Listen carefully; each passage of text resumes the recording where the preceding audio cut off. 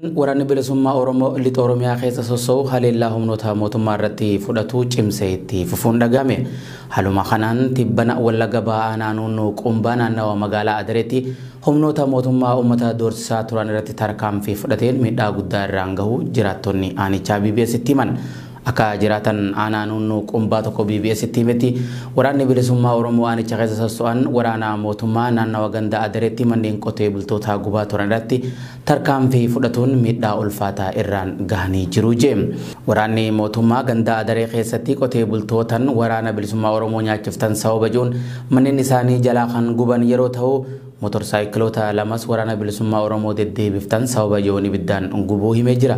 Dabaluunis torbee dabreerraa kaasee guyyarraa lolli waraana bilisummaa Oromoo fi waraana mootummaa gidduutti gaggeeffamaa waan jiruuf miidhaalee dhaqqabee fi injifannoolee argame guututti ibsuun ni ulfaataa jedhe. Sababni isaatis lixa Oromiyaa bakkoota baay'eetti sababa tajaajilli bilbilaa fi ibsaan addaan cituuf odeeffannoo hatattamaa argachuun ulfaataa ta'uu himee jira.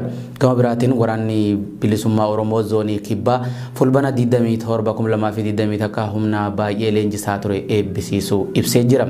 Humni waraana bilisummaa Oromoo zoonii kibbaa keessatti guyyoota muraasa dura eebbifaman kun bifa diinaa gaddisiisee fi fira gammachiisuun kan gaggeeffame yeroo ta'u Oromoonni keessaaf alaa viidiyoo fi suuraa sirna eebbaa kana marsaalee hawaasummaa irratti tamsaasaatii jiran.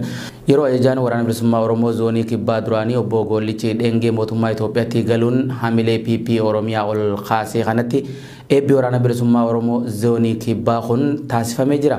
Erga siyaasa ajandaan paartii bilisiginnaatis ta'e kan Gollicha Dhengee irraanfatamee jira.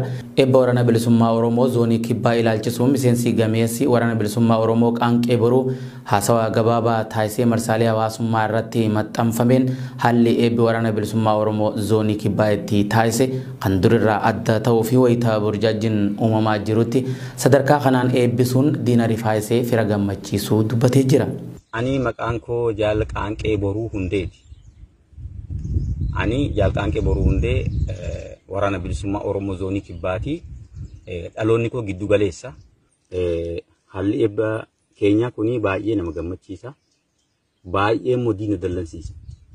Yeroo ammaa kana yeroo itti diinni burjaaja'ee garatti galgaluu dhabee waan qabatee waan gadhiisu dhabee rakkachaa jiru kanatti waraanni bilisummaa Oromoo immoo akka jiru zoonii kibbaa keessatti waraana lakkoofsaan hin beekamne kan muummee hin qabne kana kan uummanni Oromoo kun biyya alaa biyya keessaa ilaalu kana eebbisiifatee akka ajaa'ibaatti ittiin diina ofirraa cabsuuf qophaa'u jiru kanatti akka ajaa'ibaatti nama gammachiisa.